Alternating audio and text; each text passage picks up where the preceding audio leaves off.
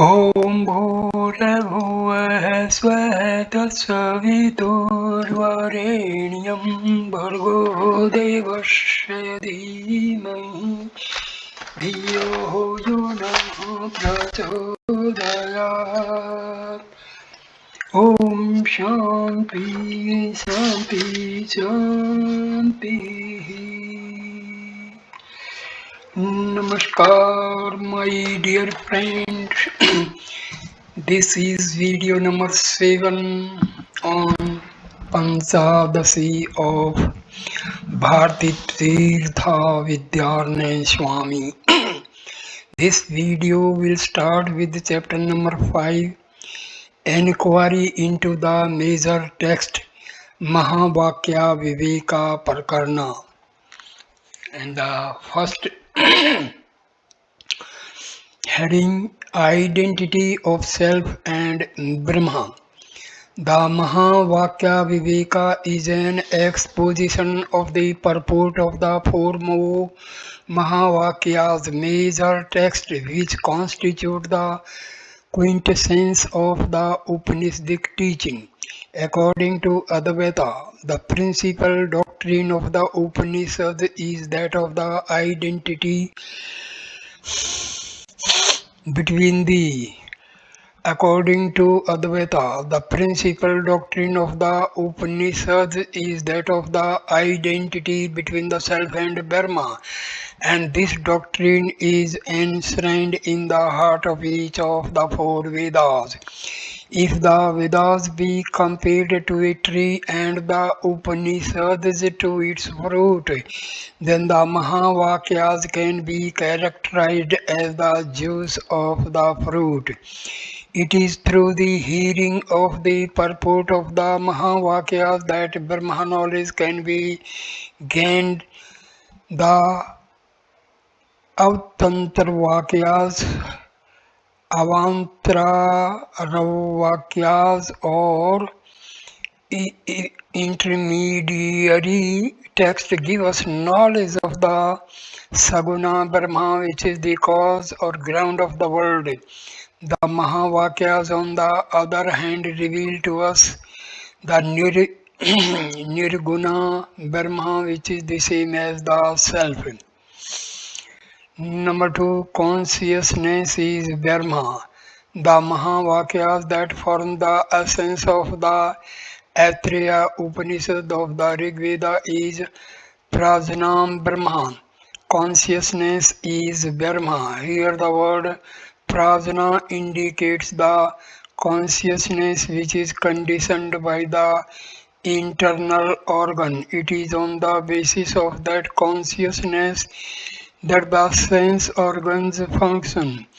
It is by its power that the sense of sight perceives objects, the sense of hearing hears sounds, the sense of smell perceives odors, the sense of speech performs its function, and the sense of taste discriminates the palatable from the unpalatable. It is the immutable intelligence Kutastha Chaitanya which is at the back of all experience.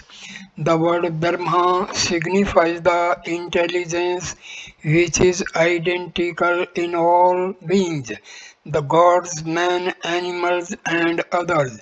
The Brahma, this Indra, this Prajapati, all these gods, these five great elements, earth, air, ether, water, fire, and all these small creatures, these others, the seeds of creation, and these egg-born, womb-born, sweat-born, sprout-born horses, cows, men, elephants, and whatever else which breathes and moves and flies and is immovable, all this is guided by intelligence and supported by intelligence. The universe has intelligence for its guide. Intelligence is the basis. Intelligence is the Brahma. It is declared by the Upanishad that the intelligence in all the beings is the same. This intelligence is the self. This intelligence is Brahma, and so the self is Brahma. 3. I am Brahma. The Mahavakya of the Yajur Veda, which is found in the Brihadaranyaka Upanishad, is Aham Brahmasmi. I am Brahma. The word Aham implies the self, which is by nature infinite and all pervasive, and which remains as the witnessing principle of the functions of the intellect in all beings, such as man and others. The the meaning of the word Brahma is the same reality which is unconditioned by the empirical categories of space, time, etc. And the verb asmi indicates the relation of identity between the self and Brahma. The self within is the same as the self without. Fourth, that thou art. Tat Tvam Asi. That thou art is the Mahavakya of the Chandogya Upanishad of the Samaveda. This Upanishad declares that prior to creation there was only the Sat, one only without a second. But the creation of which the Upanishad speaks is neither an origination de novo nor an actual transformation. On the contrary, it is only an illusory manifestation, and so on. On inquiry, we find that the Sat is even now the same as it was prior to creation. It is devoid of differences, is non-dual and undivided. What is called modification is but a name. The self neither modifies nor is it modified. Is, and will be the same Sat without a second. The word Tat of the Mahavakya implies that Sat, which is the changeless absolute. The implied meaning of the word Tvam is the self which transcends the body, senses, and the mind of the one who hears the Mahavakya. The eligible person who hears the Mahavakya realizes that the self is not the collection of body, sense organs, mind, etc. The self is neither a physical entity nor a psychical phenomenon. It is the intelligence which transcends both body and mind.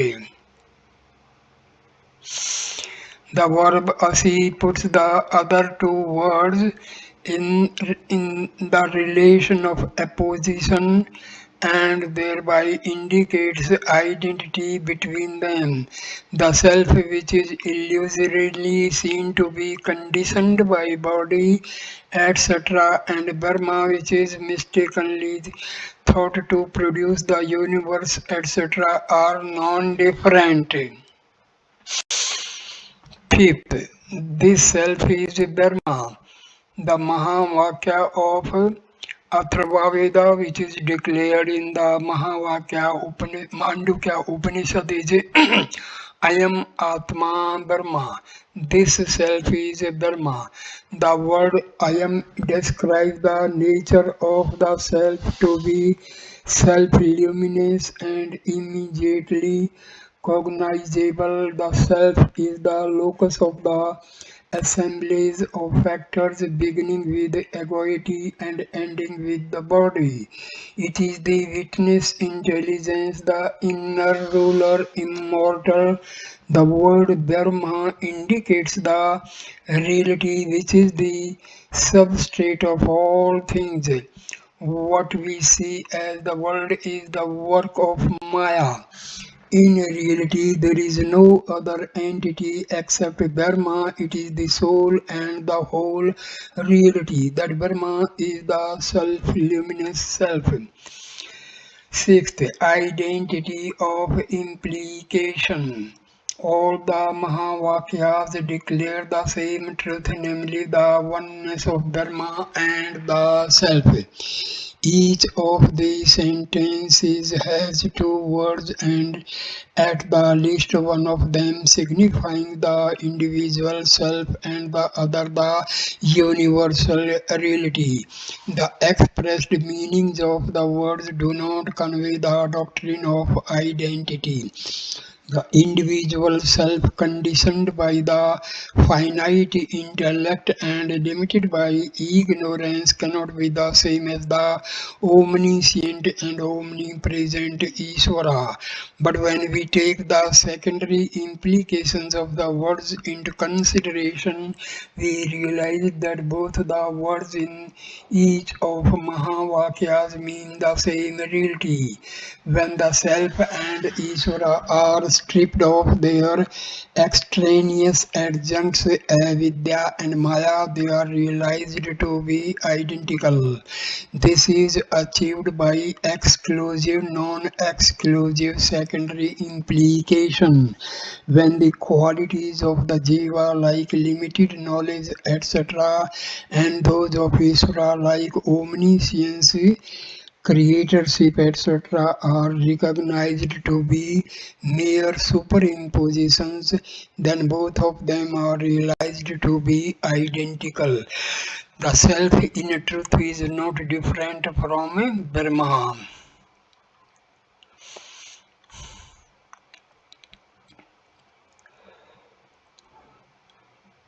Chapter number 6.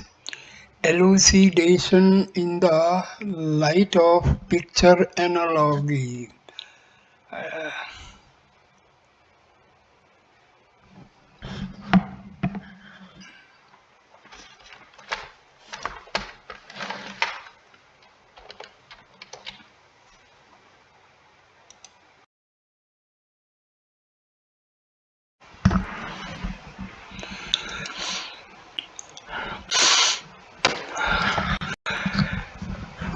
To continue the video number 6,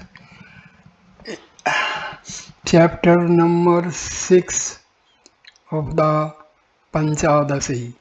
Elucidation in the light of picture analogy. Chitra-dipa Prakarana. First heading, Analogy of painting. Employing the analogy of a painted canvas, the Chitra-dipa explains the nature of the Jiva, Kutastha, Ishvara and Brahma.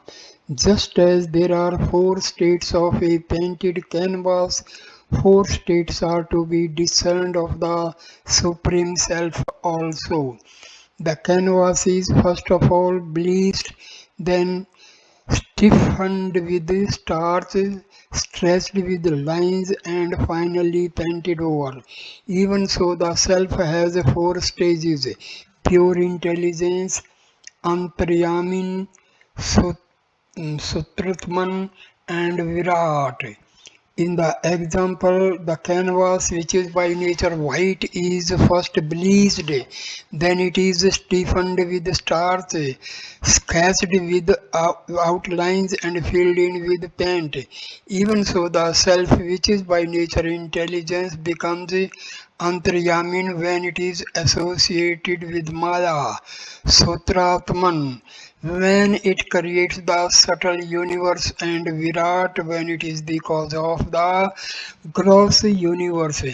And in the self, all the created beings from Brahma, the highest, down to a blade of grass are like the painted figures on the canvas. The intelligent beings are analogous to the painted human figure with the paint clothing. The human figures drawn on the canvas appear to be many, each with a clothing which is a painting in a painting. Even so, the intelligent beings like gods and men who are superimposed on the self appear to be manifold, each with a reflection of intelligence. They are not the immutable intelligence because they are subject to transmigration. They are but the shadows of self which is immutable and impartite. To speak of the self as transitory and transmigratory is out of ignorance. It is just like saying that the color of the painted clothing is of the canvas itself. It was stated above that intelligent beings alone possess the reflection of intelligence. The non-intelligent does not manifest the self which is intelligence. The heels and tails painted on the canvas are indeed not endowed with clothing as the human figures are. To think that the transmigratory state of existence is ultimately real is delusion. It is termed avidya, which can be removed by knowledge. Knowledge is the recognition that transmigration belongs to the jiva, who is but a reflection of the self and not to the Atma, which is immutable and eternal. And this knowledge is obtained through inquiry. When the notion of jivahood and the world are sublated through inquiry, the self alone remains as the unsublatable real. By the sublation of the notion of jivahood, etc., their non-apprehension is not meant. What is intended is the determination of their falsity. Otherwise, there is the contingence of release without effort in sleep and swoon.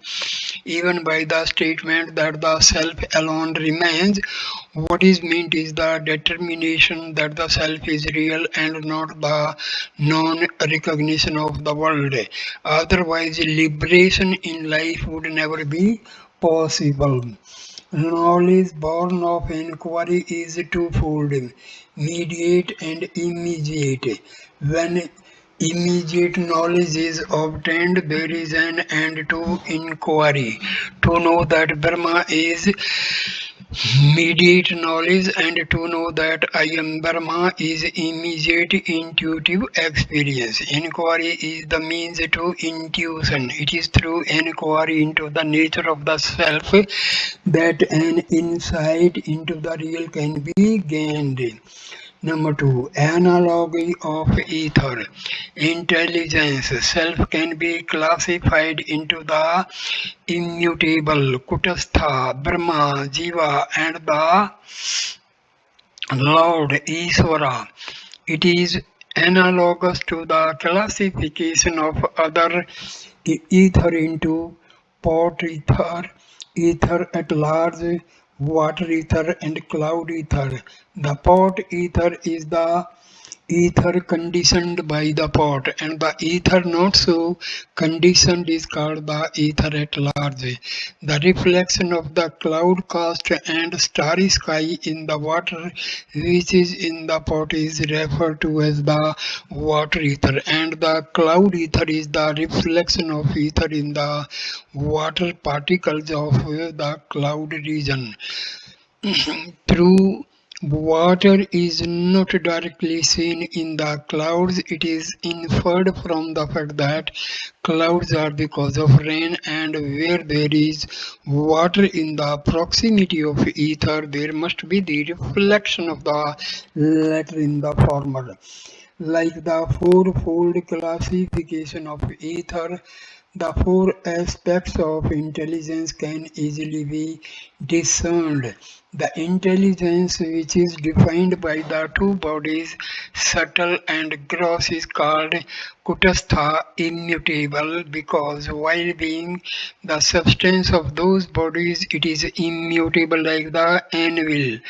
The reflection of intelligence in the intelligence which is Superimposed on the immutable is the jiva. The jiva is so called because it is the sustainer of the vital urge. It gets itself involved in misery and metempsychosis. Metempsychosis. It veils the immutable self even as the water ether hides the entire ether of the pot. This is described in the scriptures by the term reciprocal superimposition. The jiva is superimposed on the kutastha and vice versa. It does not distinguish itself from the kutastha, and this indiscrimination is beginning primal nescience. Nescience is twofold, which projects and that which obscures. The hiding power of nescience is the cause of the statement the kutastha is not manifest, it is non-existent. The non-intelligent person says that he does not know the immutable self. This is the experience of science. He also asserts that the self is not manifest, that it is non-existent. This is due to the veiling power of science. An objection may here be raised: how is it possible that avidya and the self, luminous self, should exist together? Surely darkness and light cannot keep house together. To say that the self-luminous intelligence is veiled by science is a contradiction in terms. The self and avidya are contradictory, and one of the contradictories must be false. If avidya be denied, then there would be no question of existence of its veiling power and the projection of this world of woes. All these being denied, there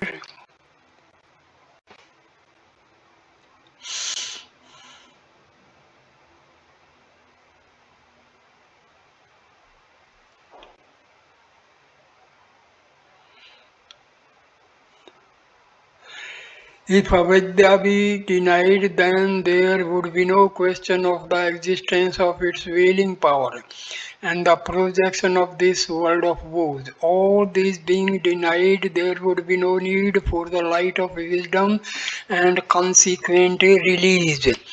Doubts such as these are dispelled by the fact of experience. The logic of life is greater than the logic of thought.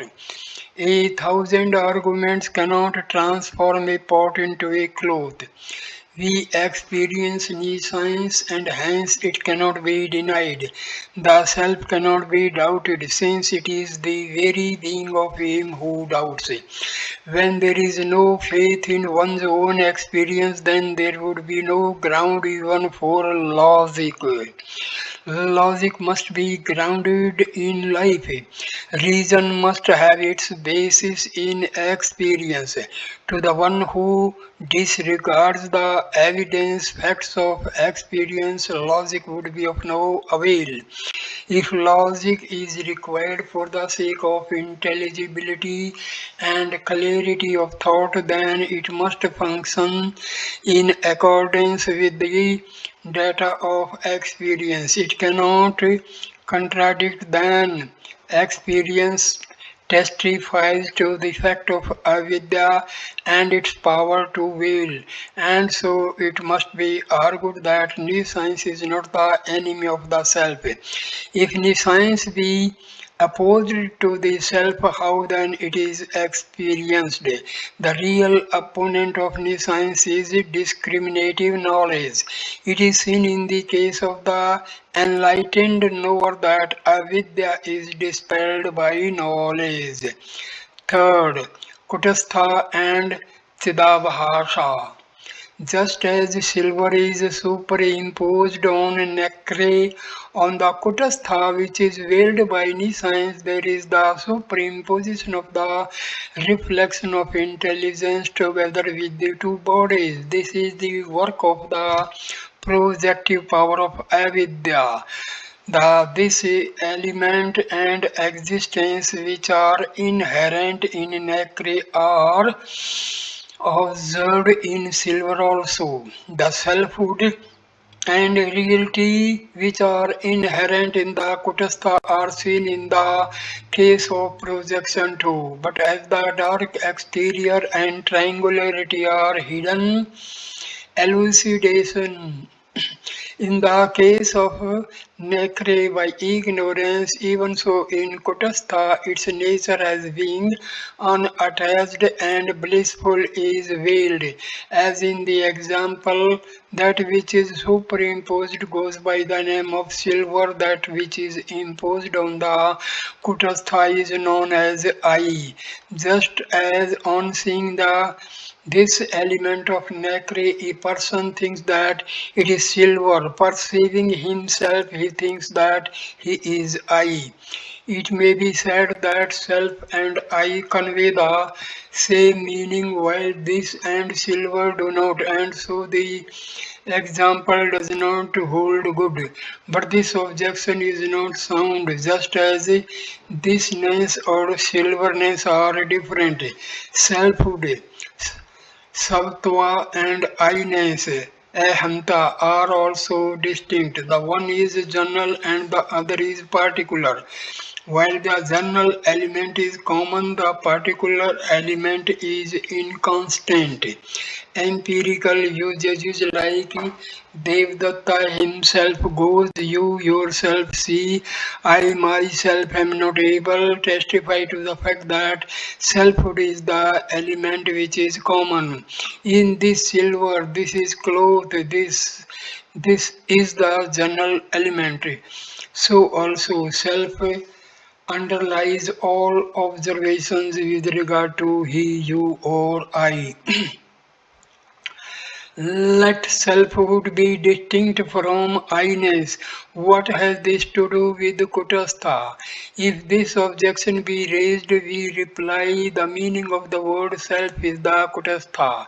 If it be said that selfhood is that which prevents otherness, then to us who maintain that the Kutastha is the self, its prevention of an other is the contingence of the acceptable.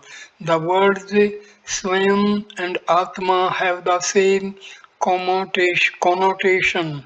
They are synonymous with no difference in meaning. Therefore, both of them are not found together in empirical uses. Both Svatva and Atamtva exclude an other. If it be said that Swam and Atma cannot convey the same connotation, since it is seen that Swam is used even with regard to inert objects like pot, etc., as in the pot itself does not know, then we say that such usage is no contradiction, because there is the existence of the self even in pot, etc. Swam is used even in the respect of them. If there be the self in the sentient and the non-sentient alike, why should there be the difference between them at all?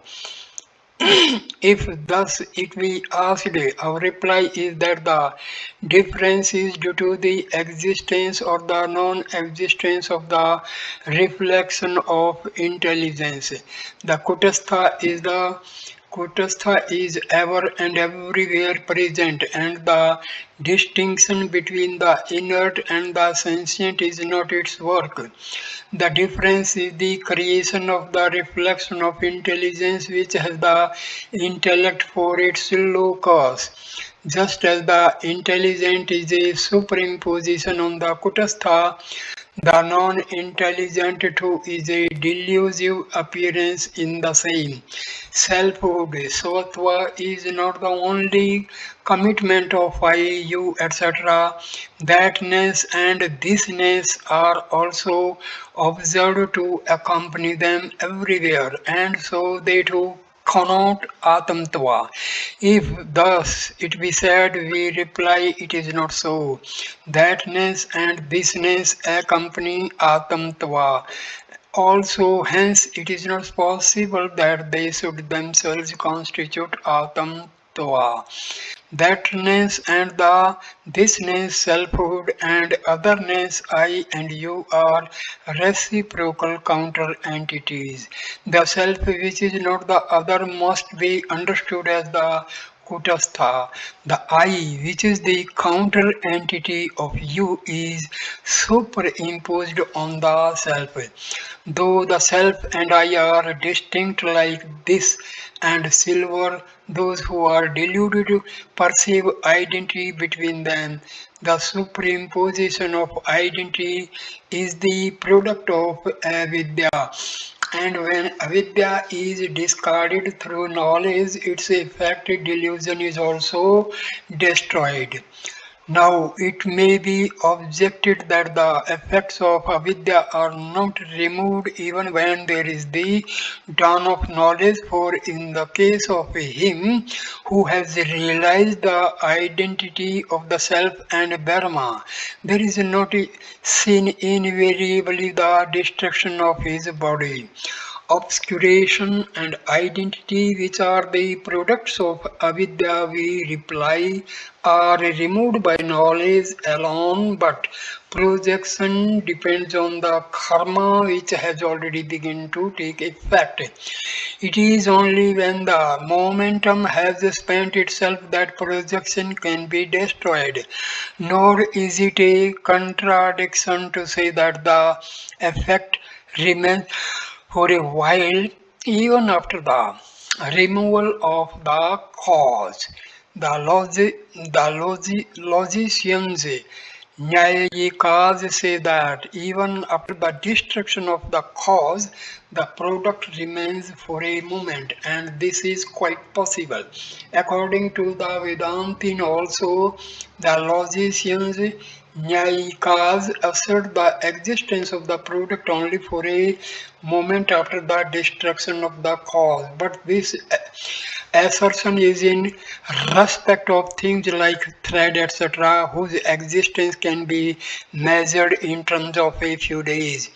In the case of the delusion, however, which cannot be measured in terms of time by moment, we must understand a suitable length of time, just as the potter's wheel revolves even after the potter stops propelling it and desists from doing so only when the momentum that he has given it is fully spent. So also the projections of avidya continue to exist so long as the prarabdha is unspent, while the assumption of the logician is without any sound evidence. Ours is not so. The Vedantic view is supported by scripture, logic, and experience. Fourth, the nature of self. Now it has been established that the identity between the Kutastha and the Chidabhasa, the immutable self, and the changing I is a product of new science. The men of the world and logicians alike are deluded because they disregard the declaration of scripture and cling obstinately to their rational powers alone. Even some of those who have studied scripture are not able to overcome this delusion because they study scripture to support their own preconceived notions and not to understand the purport of the Shastra. They pick up a word here and a word there and distort the intention of the sacred teaching. The Lokayata Those who follow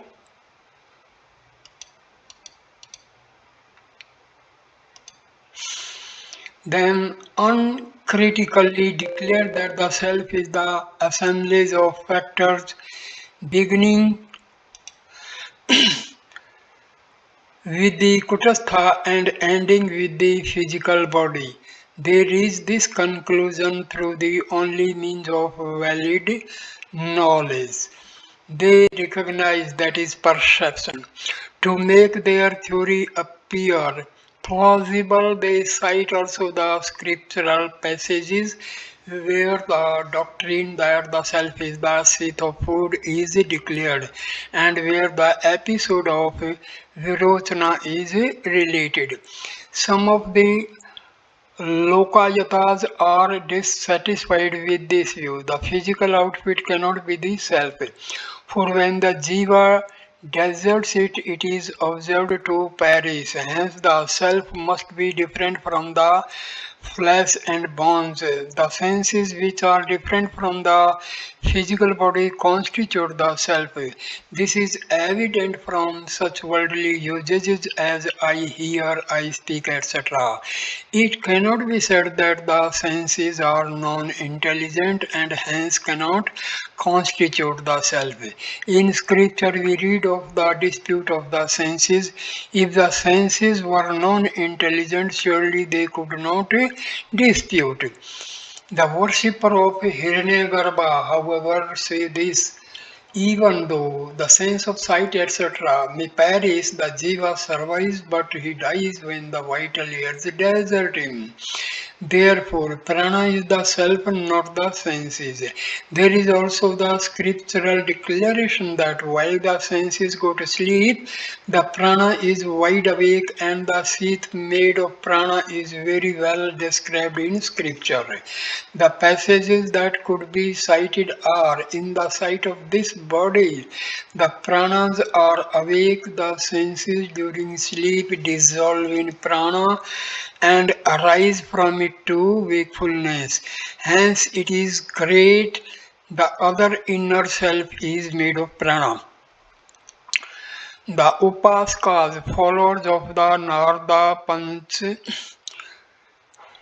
Panchartara system, think that mind or manas is the self. The prana is not the enjoyer while the manas is. It is declared in scripture that mind alone is the cause of the bondage and release of man. That there is other inner self of the nature of mind, therefore mind is the self. The Vijnanavadin hold that momentary consciousness is the self. It is patent that the Vijnana is the root of the mind and the international organ is twofold of the mode I and of the mode this. The former is Vijnana while the latter is Manas. The notion of I is the ground of the notion of this. Without the notion of I, the notion of this is not produced. Manas is grounded in Vijnana. Since Vijnana is cognized to be produced and destroyed every moment, it is momentary, changing, and since it is its own evidence, it is self-luminous. The Agamas declare that this jiva is the seat of Vijnana and that the entire samsara, including origination, destruction, pleasure, etc., belongs to it. The Madhyamikas assert that Vijnana, which is momentary and evanescent like the lightning, cannot be the self, since nothing else is left and the self is Sunya, nullify. It is the night of nothingness, an abysmal void. There is the authority of scripture which says that this world was non-existent in the beginning. The entire universe is a myth and a fancy. It is a fabrication in nothing, a misreading of the real, that is Sunya. There can be no delusion without a locus. Nothing can come out of nothing. Hence, the self, which is the witness of even nothing, must be admitted to be existent. Otherwise, there cannot even be a talk about nothing. So, the logicians Prabhakaras and Bhattas hold that the final doctrine of the Veda is that there is the Ananda Maya, which is more fundamental than the sheath of Vijnana, and that it is the self. There is dispute also with regard to the size of the self. Is the self atomic, or is it infinite in size, or is it of medium size? Disputants support one or the other of these views and cite as their evidence scripture and logic. Antra, the Antralas assert that the self is atomic since it runs even in the subtlest of veins. The scriptures declare that the self is smaller than the atom, greater than the greatest. This atomic self is to be known by the mind. It is subtler than the subtlest eternal. Other passages there are which say the jiva is to be understood as a hundredth of 100th part of the end of a hair. The Jainas argued that the self is of medium size since intelligence is observed to pervade the whole body from head to foot. The scriptural evidence is the passage that self entered the body unto the very ends of the nails. As for what was said that the self runs in the veins, it should be understood in a figurative sense. It is only a portion of the self that enters the veins. The same self is able to occupy different bodies of different sizes. This is possible because the limbs of the self grow and decay. So the Jainas hold that the self is of the size of the body and assume the shape of the body which it inhabits. If the self be of the size of the body, it cannot be eternal. It must be subject to decay and destruction. If it be composed of parts like pot, etc., it must perish.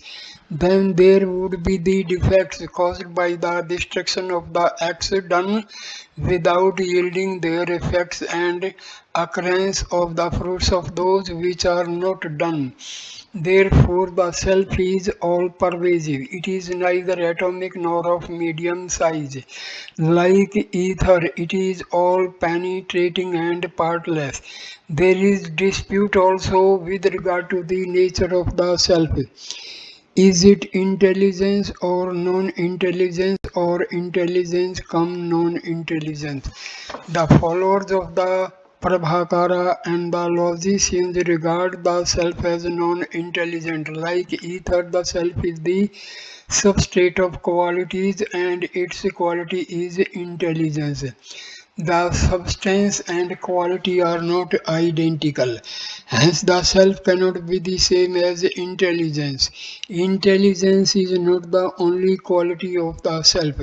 There are other attributes like desire, aversion, effort, virtue, vice, pleasure, pain, and their residual impressions, etc. The qualities are not inherent in the self. The self comes into contact with the mind owing to its adrishta in the form of acts which have begun to bear fruit, and from this conjunction arise the attributes. When during sleep the adrishta is destroyed, the attributes also leave the self. The self is called intelligent because it possesses intelligence, desire, aversion, and effort. It is different from the Lord since it is the agent of vice and virtue and the enjoyer of pain, pleasure, etc. If it be asked how the self, which is all pervasive, could go to the other world and return to this world, The Prabhakaras and logicians reply that the going and coming of the self are to be taken in a figurative sense, as the self is believed to move about in this world because it is endowed with a body, so also in the other world its movement is intelligible since it is equipped with a body suitable for the enjoyment of the fruit of its deeds. As here in this world, pleasure etc. are products of karma, so in the other world, desire etc. are produced in the heavenly body by the deeds of the self. Thus, movement is intelligible in the case of the all-pervasive self. The evidence for this is the entire section of the Veda dealing with works. The real nature of the self is non-intelligence. It is the Anandmaya seat which remains over in sleep. The following of Bhatta hold that the Anandmaya, which is the self, is not mere non-intelligence, but it is intelligence come non-intelligence. Though consciousness is not manifest, yet it is inherent in the self even during sleep. If intelligence were absent from sleep, then for one who wakes up from sleep, memory would be unintelligible. The memory in sleep, I was unconscious, can arise only from the experience of unconsciousness in sleep. It is declared in scripture that in sleep there is no loss of the seer and the sight. Hence, like the glowworm, the self is a composite of light and darkness, intelligence and inertness. The self, which is without parts, cannot be composite entity. Therefore, the Sankhyas assert that the self is intelligence. A double nature is unintelligible in the case of the homogeneous self.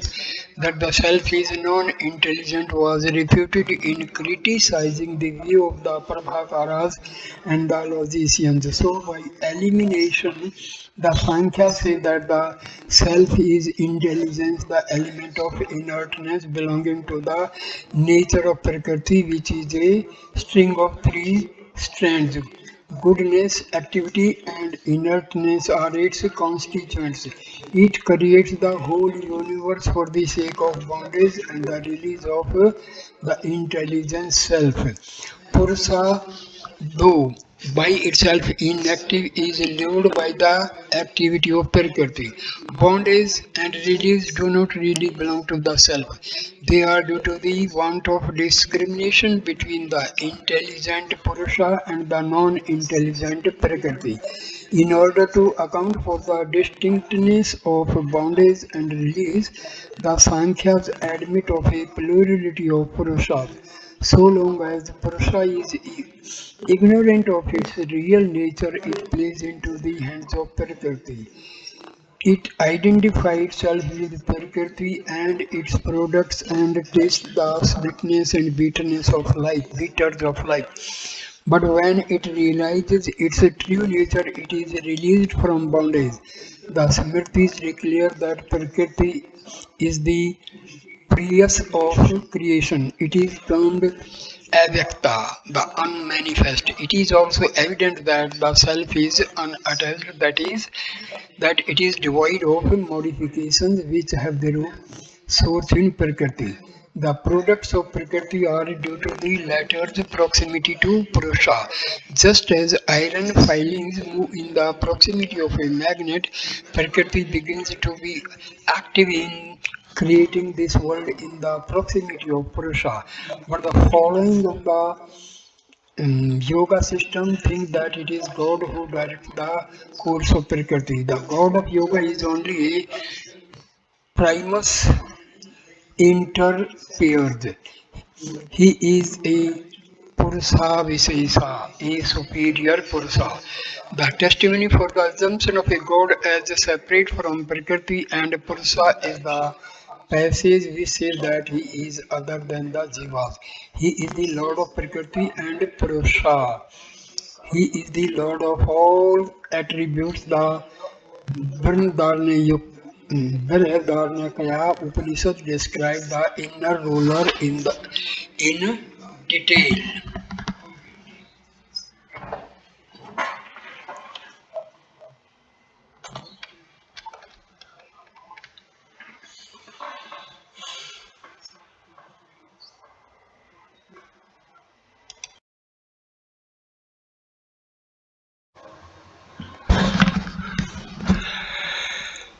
So I end the video here, and the next video number, that is next video number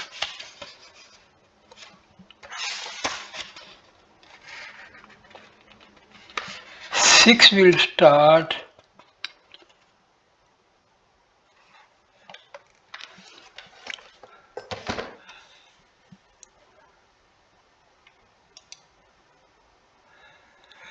We'll start with page number 58, heading 5, Nature of God.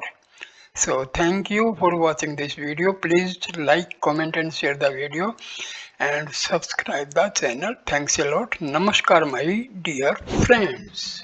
Namaskar.